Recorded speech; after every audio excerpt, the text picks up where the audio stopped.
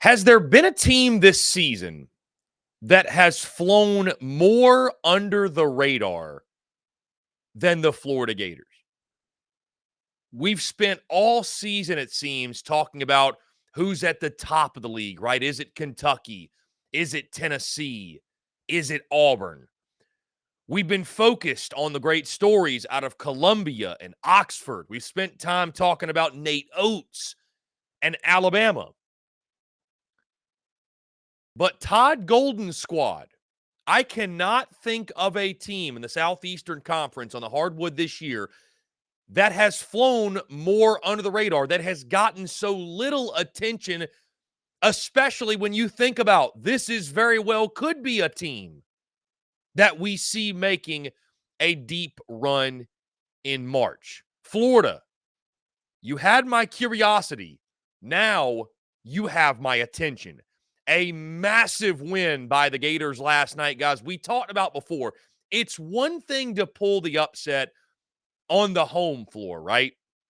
Everybody has one of those nights in college basketball where it seems as if the stars align, the home crowd gives you that extra boost of energy you need, the shots are falling, it's an off night for the road opponent, and you're able to pull the upset. That's one thing. But to go on the road and take down the 10th ranked Kentucky Wildcats at their place by a final score of 94-91. That, ladies and gentlemen, is a statement. And again, you look at how it happened, guys. Florida being led by Walter Clayton Jr., and what a game he had, guys. Hit the game-tying three-pointer with just 3 seconds left in this ball game. Had 23 points on the night. Shot 50% from the floor. 7 of 13 from three-point land as well. He was also helped out by Tyrese Samuel, who had 22 points on the night. 9 of 21 from the field. 4 of 5 from the charity stripe. And had 13 rebounds to go with it. And then Zyron Pullen, who had 21 points on the game as well for the Gators. Florida shot 41% in this game, guys. 43% from three, 82% from the free throw line. Meanwhile, the Kentucky Wildcats, and I tell you this, guys, Kentucky fans, they've had a tough last couple weeks, right? You look of almost a week ago, the South Carolina loss in Columbia. Now this loss at home again, guys. It's one thing to go on the road and walk into a hornet's nest and walk into a great environment and lose. Upsets happen. Nobody's asking your favorite team to go undefeated, right? No matter how good they are. But you got to protect the home floor. For all the reasons that I've mentioned, you've got to protect the home floor. Because it's so hard to go on the road and beat anyone. I was going to say high-quality competition, but literally anyone. There's not a surefire W on the road in this league. So you got to protect the home floor. So for Kentucky to fall to the Florida Gators, and you look at Kentucky fans, their reaction this morning on social media, late last night, of course, it is they've seen more fun days in Lexington. That's for damn sure. You look at this ball game, guys. Shepard leading the way. Reed Shepard with 24 points on the night. His defense was in question. More on that in just a second. Dillingham, of course, guys. Rob Dillingham with 20 points the night for Kentucky. You look at Antonio Reeves, had 19 points. So a solid offensive outing, of course, for the Cats. 45% shooting from the field, 39% from three. They went 10 of 26. Shot just 65% from the free throw line. And in a game like this, guys, where you lose by 3 in overtime, those 6 missed free throws proved to be costly. But, guys, when you look at this game and you look at this Kentucky team first, because I got a lot of thoughts on Florida. This is a big win for Florida. And I think the greater takeaway, right, as I mentioned before, Kentucky gets upset. They've got issues in regards to winning a national championship, getting to a Final Four, which we'll talk about in a second. But for Florida, this is a massive win. More of a takeaway for me comes from the Florida side of things than Kentucky. But for Kentucky, guys, it starts with the defense. Can John Calipari get the defense fixed for the Cats? And if Kentucky's not going to make a run, it definitely feels like The defense is going to be the thing that holds this team back. And it's not even so much, guys, you look at the numbers, right? And you look at the percentages and what Florida did. Again, 41% from the field, 43% from three. You can win with those numbers. I mean, it's not like they shot 60%, right? But I think situationally, the situational defense, guys, Florida scores 48 points in the second half. Like, it just can't happen. That cannot happen. You cannot allow Florida to score 48 points in a half in your building. And then you go to the final possession where Walter Clayton Jr. is on the outside, right? Kentucky forces the man to drive in. He's able to kick that ball out. Reed Sheppard loses his man, gives up just enough space. And when you got a shooter like a Walton Clayton Jr., guys, that's all it takes. That's all it takes is that little bit of space. Kentucky, across the board, but situationally, defensively, was not very good last night. It's got to be shored up before you get, because, guys, not only will Kentucky not win a national championship with that caliber of defense, they may not make it out of the second round, right? They may not make it out of the second round. Kind of like how Alabama's offense gives them a shot to win any game.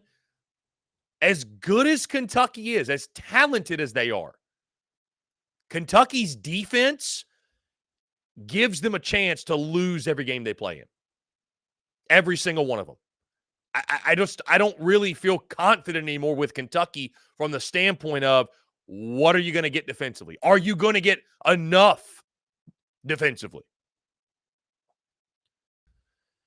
So it'll be interesting to see how John Calipari gets that shored up, guys. We knew coming in this season a lot of pressure on Cal.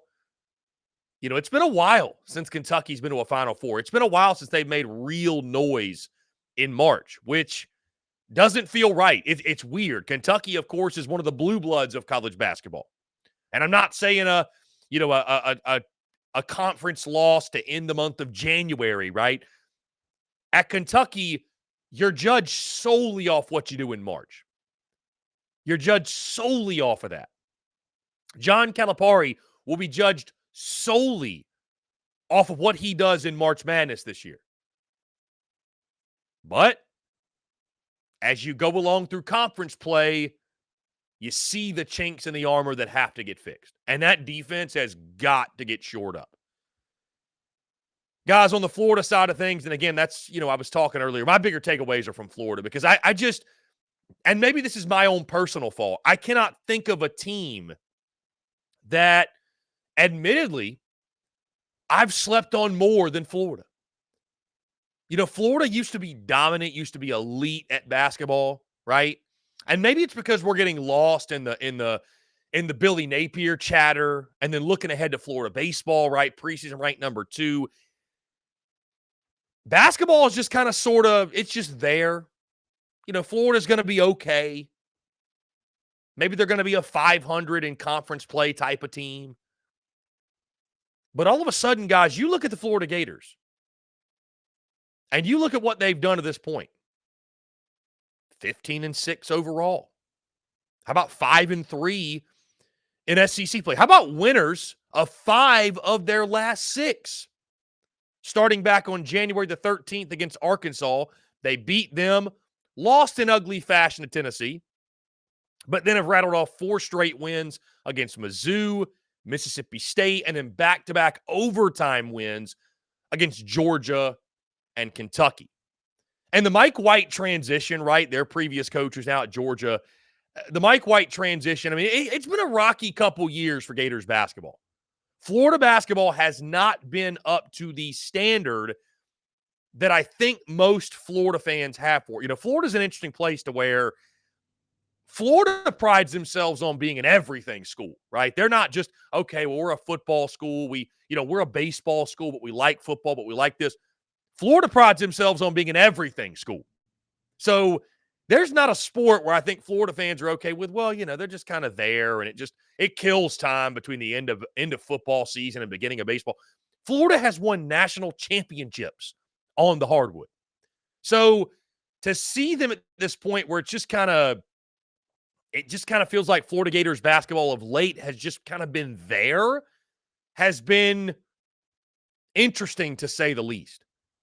But guys, the Gators are getting hot. I mean, this is a team, we've been sleeping on them for a while. They've been very, very, I think they've been as under the radar as anybody, right? And you go back to, guys, I think what's interesting, the first time that Kentucky and Florida matched up, 87-85, Kentucky went into Gainesville and got the win in that game. Ironically enough, Clayton Jr. led them with 23 points in that game as well.